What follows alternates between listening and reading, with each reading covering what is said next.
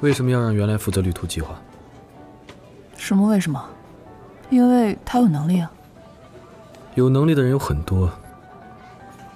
是，有能力的人很多，但是这个项目从一开始就是原来提议的，整个过程也是原来定的，那当然他就是最合适的人选了。怎么了？有问题吗？说来有趣，我也就是最近无意间发现 ，SN 好像多了一个大股东，姓顾，而且恰好是在飞图与 SN 达成海外合拍协议之后，成为 SN 大股东之一的。怎么？你不会觉得我就是那个姓顾的吧？我不在乎那个人是谁，我只在乎他会不会伤害到原来。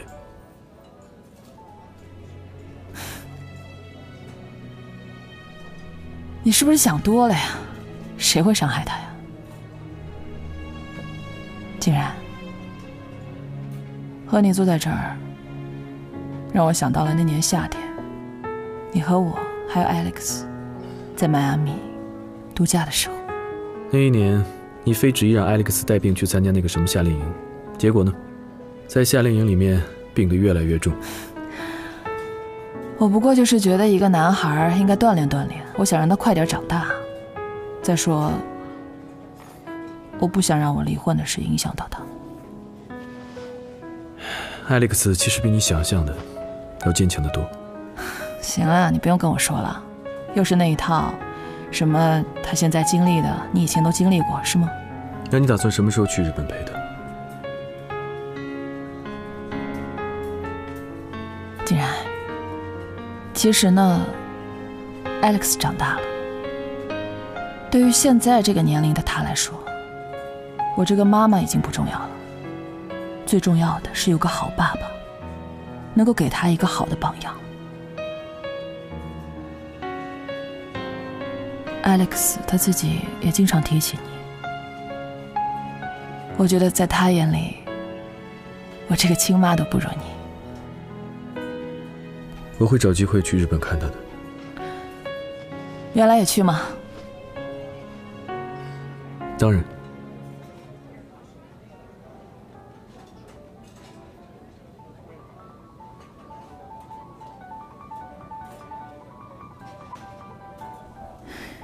竟然，你跟我去日本吧，我们一起去日本吧，好吗？那里有我们共同的事业。你我之间是战友，是好的合作伙伴。我希望我们两个以后会是更默契的朋友。只要你愿意，我们永远都是战友。我永远都是你最信任的朋友。到现在，日本的公司我还给你留着职位，我等着你回来。其实在我离开日本的时候，我就已经决定和过去的一切说再见了。为什么？为什么要这么想？如果你喜欢旅游产业的话，我们可以开旅行社，我们可以开几十家，全国都可以开，全世界也可以开。你要是喜欢中国，我们可以在中国开分店，每年都回来几次。我回国看重的不仅仅是国内未来的发展，同时我也是为了一个重要的人，我希望改变一种生活方式，去为他改变。竟然，这个世界不是你想的那样，这个世界不是什么事情都可以用交易来等价交换的。自从那件事之后，我们就被紧紧地绑在一起，那些过去的事情它永远不可能过去的。原来他和你不是一个世界的人。如果他知道你以前做的那些事，你觉得他还会接受你吗？那些都是过去，即便他接受不了，我也会一直这么斗下去。这种平淡的生活你会觉得无聊的，我等着你无聊的那一天。不会有那一天的。话不用说的那么满，我等你。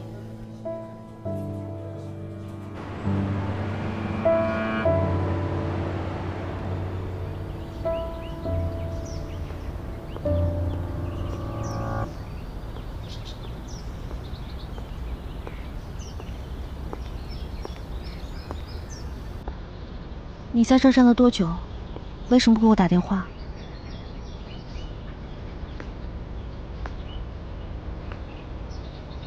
我忽然有点想你了。你是不是喝酒了？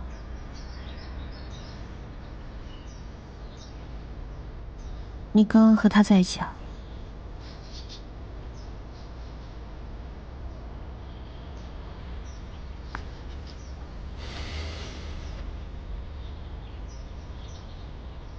原来我好怕。你怕什么呀？你不是做什么事情都胸有成竹、运筹帷幄吗？你高看我了。其实我也有自己没有把握的事情。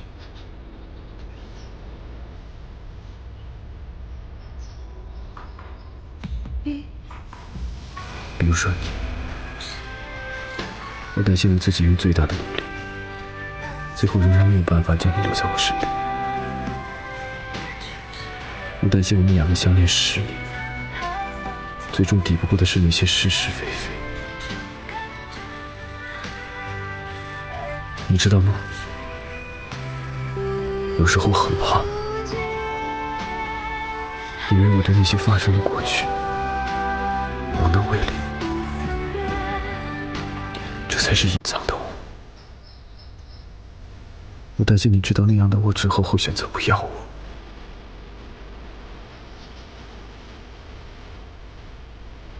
不会的，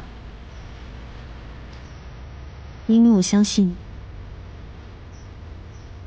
相信你不会做过分的事情。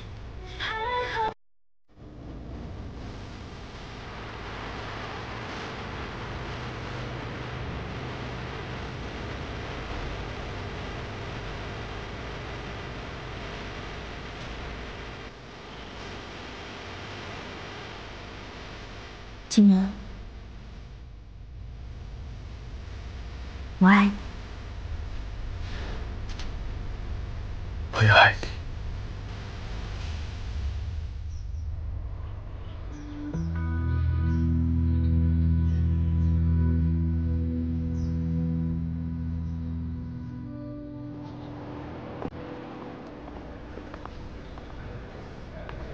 心怡姐，季度考核结果出来了，咱们组啊是全公司第1名，而且总监说有加薪呢。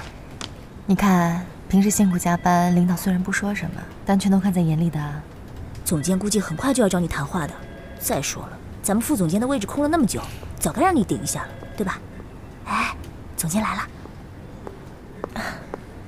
艾米，啊，你们俩一会儿到我办公室来一下。啊，好。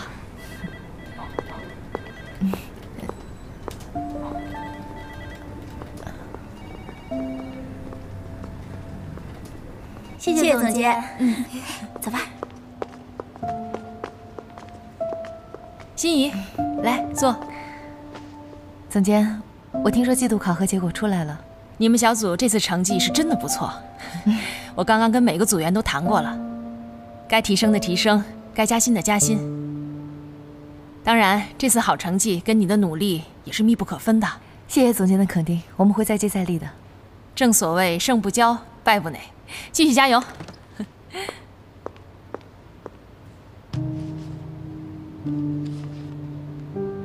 哎，你还有事吗？总监，我不明白，我拿了第1，我的组员都得到了升职加薪，难道公司对我只有一句继续加油吗？公司一直对你是有意栽培的，否则也不会把大区经理的位置留给你，对吧？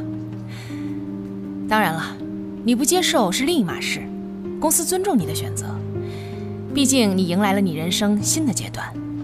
我明白了。说来说去，因为我怀孕的原因，所以我失去了升职加薪的机会，是吗？话可不能这么说呀。升职公司是跟你提过的，是你自己拒绝的。至于薪资嘛，你现在的薪资已经是这个级别的最高标准了，再怎么升呢？不然，你就去跟人事部谈一下吧，看看他们能不能调整一下这个薪资标准。我拒绝大区经理的职位，是因为那个职位需要频繁的出差，而我现阶段无法胜任。但是这并不代表我不可以在原来的组织架构里面继续前进。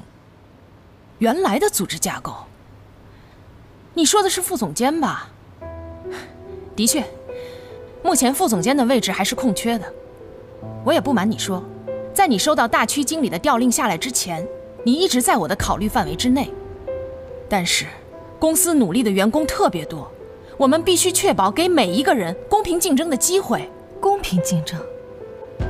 难道我的成绩不是公平竞争得来的吗？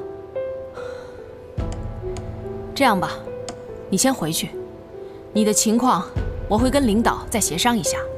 你先把手头的工作做好，我相信机会还会有很多的。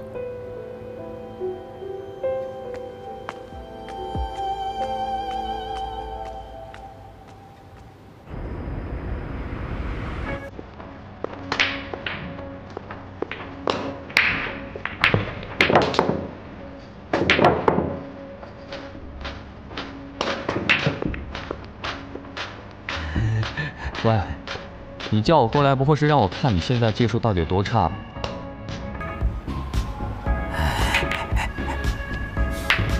今天搞活动，美女打球半价，这么好的事情，我当然得跟兄弟分享，以慰藉你寂寞无聊、心仪加班的夜晚。我告诉你，我这人对半价的东西不感兴趣。半价的原因无外乎2种：一，质量差的残次品，急于销售来减少损失；二，就是那种外表华丽，为了让你这种贪得无厌的人陷入陷阱。你还能好好说话吗？我就是在好好告诉你，占便宜这几个字不会出现在我的字典上，这不是我的风格。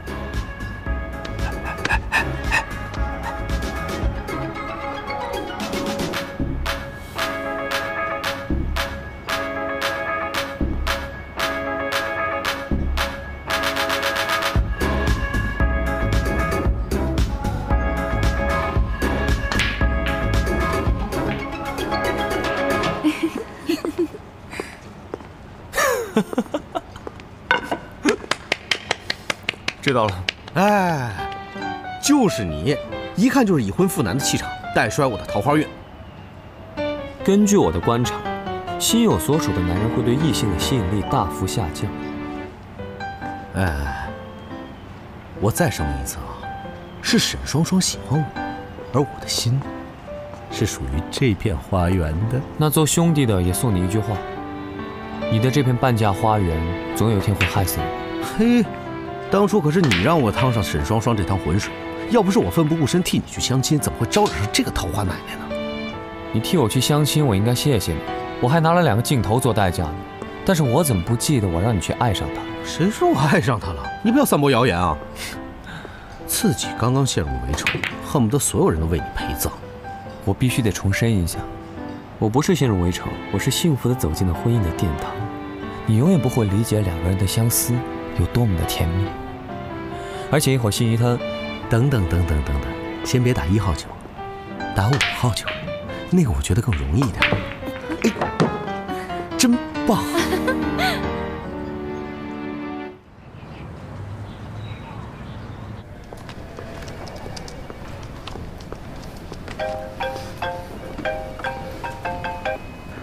喂，原来，集团董事会的王总今天刚刚抵达上海。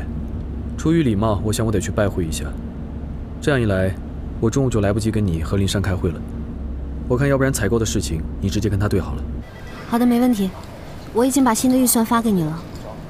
是这样的，抛去基金会、旅游局、电视广告等一系列的开支，70万的预算能购买7万棵树苗，覆盖的区域大约是在4万平方公里。怎么会才有7万棵树苗啊？市场上3年期的树苗只要不到5块钱，我们怎么要花1倍的价钱去采购？那这里面其他的开支竟然占到了总预算的1半吗？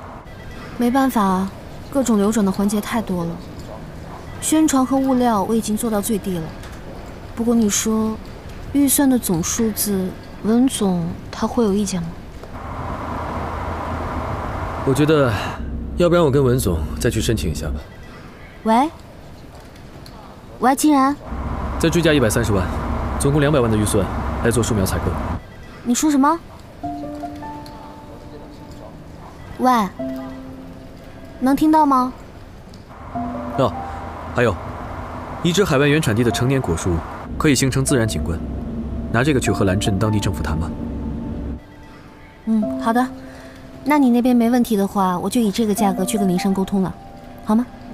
还有一件事情，注意身体，劳逸结合。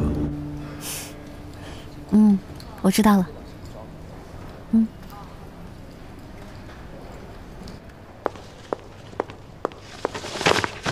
为什么不接这个案子？这个男孩有全套的设计图纸，很明显就是塞恩斯公司剽窃了他的设计啊！就算是真的，那又怎么样？这案子赢面太低，这些图纸根本就算不上什么证据。就算赢了，那个设计师也付不出多少报酬。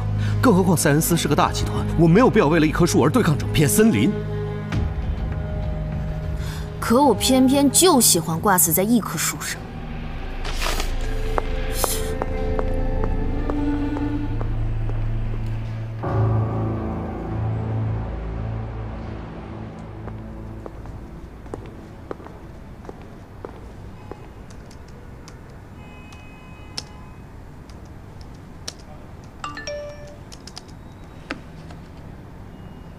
亲爱的，外滩有家新的法式餐厅开业，今晚也没兴趣？别说你要加班啊，位置我都已经订好了。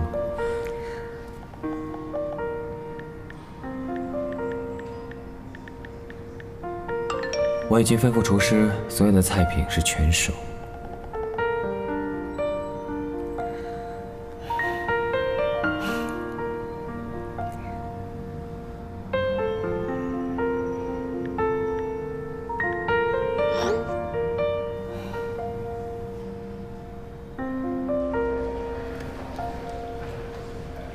我同意您说的，我觉得价格就改成200万吧。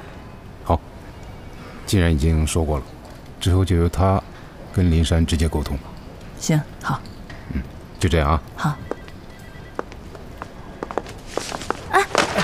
对不起，严总。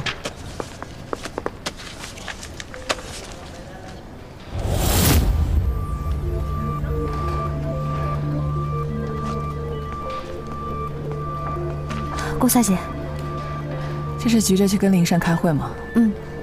既然呢？数字都跟他核对过吗？他去见集团董事的人了，数字跟他已经核对过，没有问题。好，到时候你跟林珊开会要有什么问题，你跟我说。我跟林珊是死党，这点面子还是会给我的。好，我走了啊。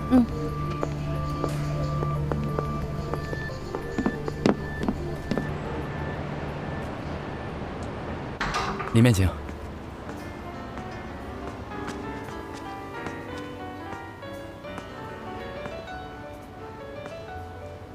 先生，请问有什么可以帮您的？求婚戒指有没有特别一点的？啊，这是我们的最新款极目系列，不仅非常闪耀，而且钻石的每一边都有独特的含义。您送给女朋友啊，她一定会很开心的。就要这款了，10号大小，帮我包起来。好的。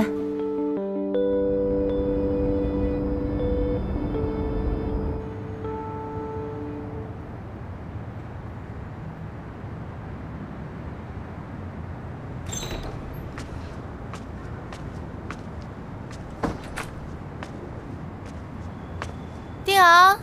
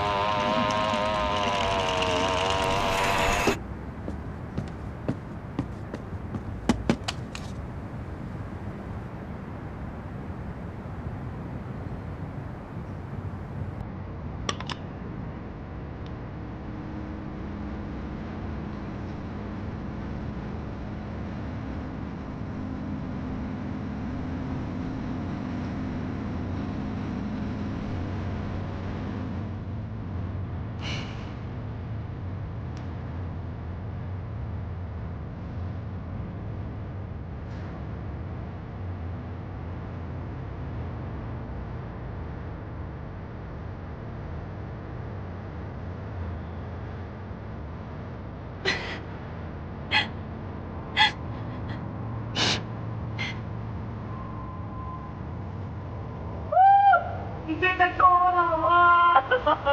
终于救我老婆了！丁阳，我老婆！丁阳，出来！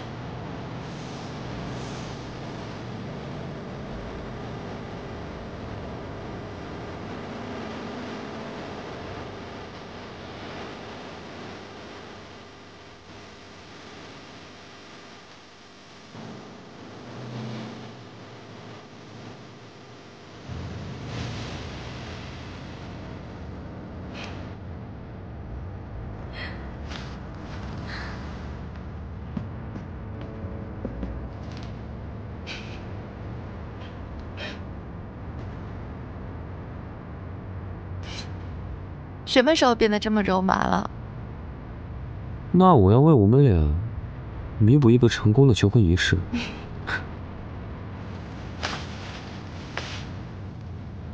那我们不是都已经领证了吗？没求婚，会有遗憾。你知道我其实不在乎这些的。但是我不在乎。但其实丁阳，我真的是……其实我知道你在担心什么。我知道你对于身份的改变有所顾虑，你会想的有很多，你会想到很多不确定因素，而且你也担心生活中的柴米油盐会带给你困扰。但是你想想，我们两个都是第一次接触到婚姻，难免会遇到一些磨合的问题，是吧？我知道我不够好，但是我会去努力做一个好的丈夫，我会努力去把我所有的爱都给心怡。我想当你的家，你不会再孤单一个人，以后有你的地方我都在。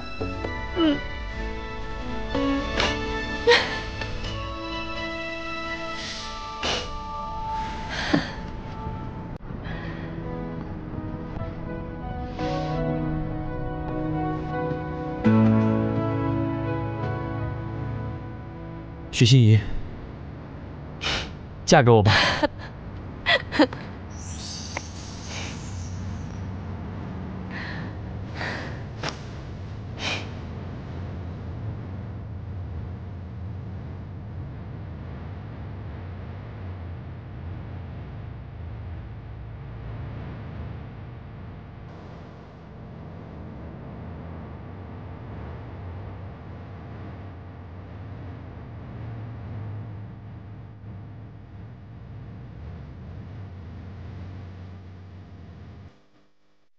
我手心对着我好像风铃，不过只为声音，最后剩下的只有竟然是孤独的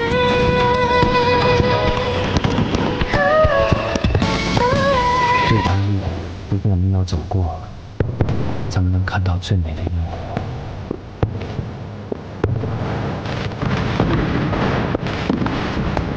就像你说的，婚姻这条路我们谁都没有走过，但我早就已经准备好了。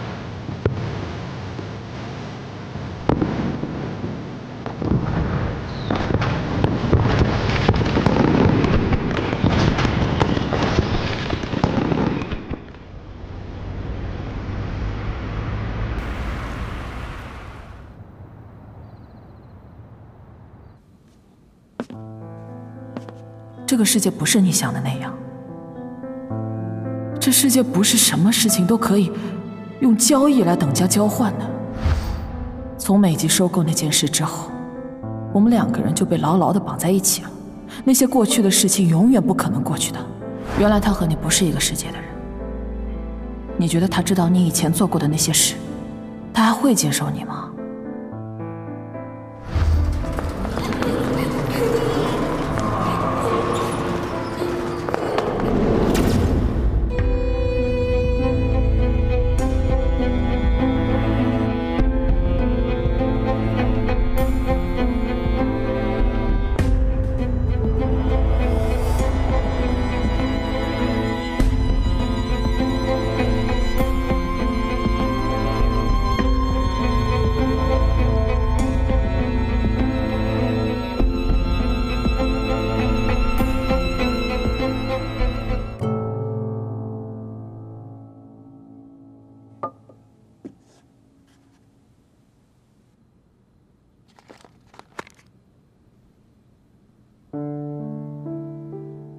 因为我相信你，相信你不会做过分的事情。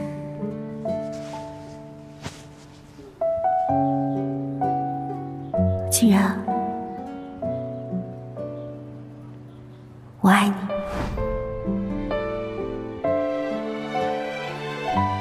原来，我再也不会让你从我身边离开了。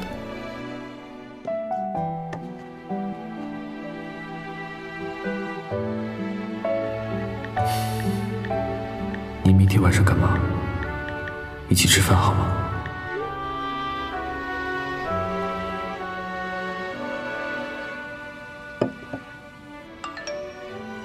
好啊，去哪儿吃？我等你，明天见。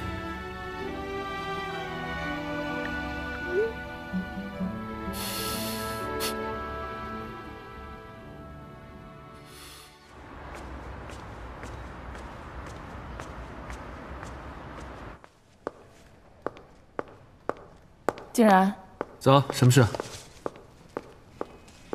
我觉得这个第3季的财务报表有几个数字不太懂，你帮我解释一下。怎么了？靳总，您约的人到了。啊，你让他们等一下，我马上过来。好的。不好意思，关于第3季度财务报表，我想季总那边应该会比我更清楚。如果你有需要的话，我也可以让温雅帮你约一个会，你可以跟季总面谈。我约了重要的客人，钱是赔了。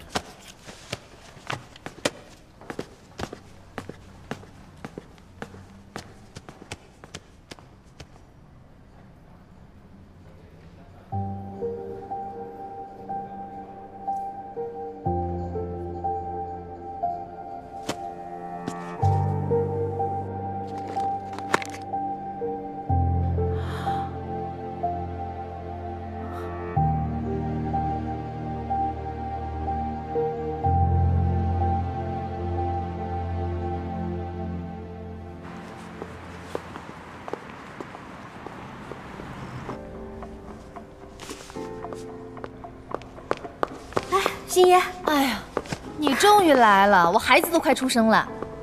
我可是牺牲了我的午休时间特意赶过来的，省点笑料好不好？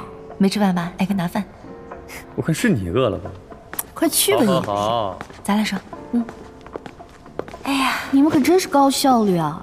说求婚就求婚，说结婚就结婚。不过这个丁阳也太不仗义了吧！求婚那么大的事情，不叫上我们几个朋友来围观围观，是不是太不仗义了？那么想看求婚啊？找静然去啊，这静然浪漫起来不比丁阳差的。哎，他人呢？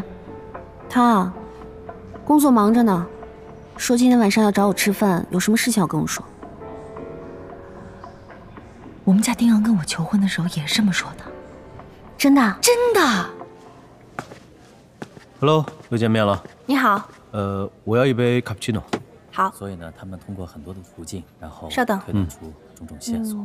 你还有什么不明白的地方吗？那你看这里，那 KNW 是怎么赢得这场官司的？先生，因为法官采纳了他们的证据啊。你看这里啊。先生，还有这里，还有您这一条的咖啡，这就是赢的关键。所以说他是这样推断出来他主观知情的。对啊 ，KMW 通过邮件往来的内容啊，推断出被告对侵权一事是主观知情并有意为之的。所以法官就采纳了他们的证据。这样呢 ，KMW 最后就赢得了官司，明白了吗？你再仔细看看，这些证据之间呢，他们都有关联的，所以他们利用到这些证据之间的关联，知道了吧？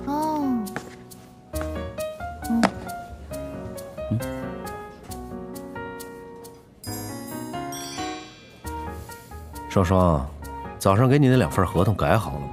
我上午就发给你了。啊，不好意思，我没有收到。你现在上去再发一遍给我，我急着要用。现在是午休时间。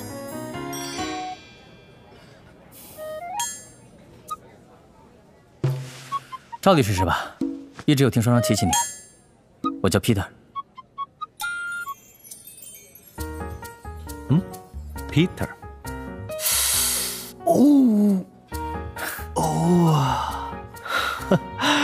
你的朋友好大力啊。做公关公司的吗？哦，之后我有些女客户要招待，一定要找你帮忙。赵律师，这个就是我前天跟你提到的 Peter， 亚洲前10律师事务所 KNW 的合伙人。前2天我的花都是他送的。哦 ，Peter， 你不要介意，我师傅他就是这样，平常呢喜欢开玩笑，然后脑子也不太正常。我这英文名是我师傅 Michael Lee 给我取的。赵律师，幸会。哇塞，原来你的师傅就是那个战无不胜的大牛 Michael Lee 啊！果然爱民师出高徒，你好厉害啊！什么意思啊？你的师傅就很差吗？至少我有一家律师行，我父亲还是院长，大学毕业的时候我民法考第1。我们继续聊啊。好。我们刚才说到这一点，你记住。在这里。沈双双，你是几个意思啊？你怎么随便拿公司的资料给别人看？赵承志，你再仔细看一看好不好？这个是2016年 KNW 替塞恩斯公司打的侵权案，搞搞清楚好吧？赵律师，这个资料是我带过来的，双双她有兴趣，我也正好有空，就一起讨论一下。有什么问题吗？当然有问题，这是我们公司的案子，关你什么事儿？要是我参与你们公司的案子，你会开心吗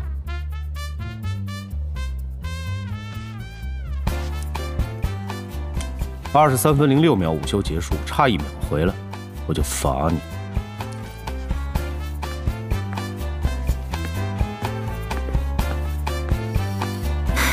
脑子崴的了。可能画面再收一点。好的。对，再收一点。没有问题。哎，怎么样？哇塞，你这一身也太美了吧！我都忘了当年那个刚入校的时候丢了包包的徐心怡是什么样子的了。你还说呢？当年还好有你，不然我就死定了，全部家当都在那包里面。对啊，我当时拼了命的给你追回来的，累死我了。真好看着。要不这样吧，今天你也把婚纱选了，反正你跟金然跨了嘛，咱们4个人一块结婚。你就净胡说八道吧，我还早着呢。不过现在呢，还真是替你开心。难得你这个白骨精有不要命的唐僧愿意收，我恨不得现在就替你敲锣打鼓，高声欢唱。哎呀，满满都是羡慕的声音啊！哪有？我都听到你那颗恨你家的心咚咚咚的跳了。你就等着吧，到时候你就奶粉啊、尿不湿啊、宝宝啊，我就在朋友圈里面晒旅行、晒美食，你就羡慕嫉妒恨吧。放心，到时候我先拉黑你啊。哎，帮我看看，特别好，但我泡着肚子不行，挺好的。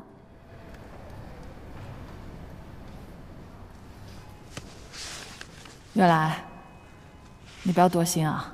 我本来作为公司的股东呢，我是不参与这些具体的项目的。但因为林珊是我好朋友，他最近忙不开，所以我就是帮忙负责这个国本绿图计划。您本来就是我们飞图的股东和董事，没必要跟我解释那么多。这是我们飞图近1年来做过的所有100万以上的合作，您看一下。一共16个项目，有10个都是静然主导的。他果然还像以前那样出类拔萃。你知道吗？他那个时候在日本参与并购的项目有23个，资金大概超过500亿美金。我还真是从来没有听他说过日本的事情。他还是像以前那样低调，这是他的优点，也是他的缺点。在职场嘛，你要是不吆喝，老板怎么可能看得到你的价值？你说是吧？也不全是吧。我觉得只要努力做事，老板还是看得到的。我记得当时他做的最出色的就是帮汉光收购了美极。美极当时是一家新兴的科讯公司，市值有540个亿，他用了160亿就收购了。消息公布当天，汉光的股票涨了120%。竟然就是竟然，挺厉害的。他这是怎么做到的呀？这个说来就话长了。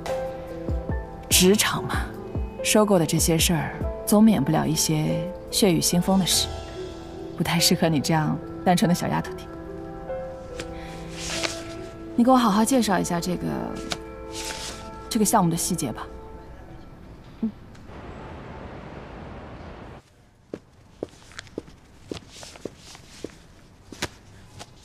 塞恩斯的侵权案，我做了一份和解方案。我不是说过不接这案子吗？你不想接，无非就是2个原因：一是不赚钱，二是怕得罪塞恩斯。我查了此前的记录，哎，就是你上次在餐厅见到的。2016年，同样也有一个设计师告塞恩斯侵权，他委托了 KNW 替他打官司，历时1年3个月，最后获赔了300万，同时要求塞恩斯向设计师登报道歉。判决那天，塞恩斯的股票下跌了5个百分点，直接利益损失超过了3000万。这跟我们接不接这个案子有关系吗？这个记录说明什么？说明塞恩斯有了前车之鉴的惨痛经验，不会再蠢到第2次掉到同一条河里，也绝不会愿意再打一次官司。如果那个男孩去找了 KNW， 那么对于塞恩斯而言，这又是一场噩梦。但是，如果我们可以劝那个男孩和解，那么塞恩斯对我们肯定会感激涕零的。对塞恩斯这样的大公司而言，时间跟名誉才是关键。所以在这份和解方案里，我提出了500万，他们肯定不会拒绝的。10%的回报，我们可以拿到50万。这样的两全之策，师傅您觉得还满意吗？果然是青出于蓝而胜于蓝，我是同意双双的提议。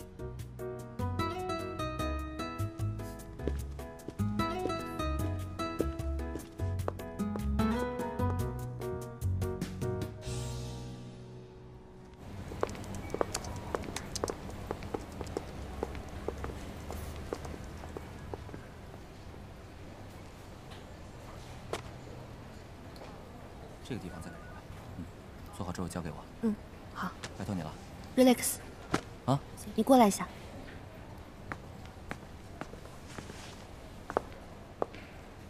我想问你啊，你以前有没有听说过汉光收购美极的案子？汉光和美极公司？当然听说过了，那是圈子里著名的大 case 啊。当年美极公司被莫名其妙做低估值那么多，汉光可是捡了个大宝贝。估值还能做低呢？傻了吧？我跟你说啊，我当时听说那个汉光的大老板雇了一个牛人，就把这个牛人呢安排在了美极成为高管。在一次公司重大项目上，这位高管故意犯了错误，导致资金链断裂，引发了山洪效应。最后呢，在短短1个星期内，公司市值被砍掉了2/3。2/3啊，什么概念？后来呢，汉光就趁机吸纳，于是就有了今天这样结局了。还可以这样啊？这可是商业犯罪啊！商业调查科都已经介入过了，可是不论直接的或是间接的，根本就没有任何证据来显示是这位牛人故意犯的错误。而且呢，在公司重大决议上，所有的签字署名上都是人美极老板凯文的。后来这件事就不了了之了。唉，最惨的呀，还是人美极老板凯文。后来受不了刺激，自杀了。他太太也没过多久跟着一起走了，听说是得了抑郁症，就留下一个10岁不到的孩子，是个小女孩。你说说这一家3口，多可怜！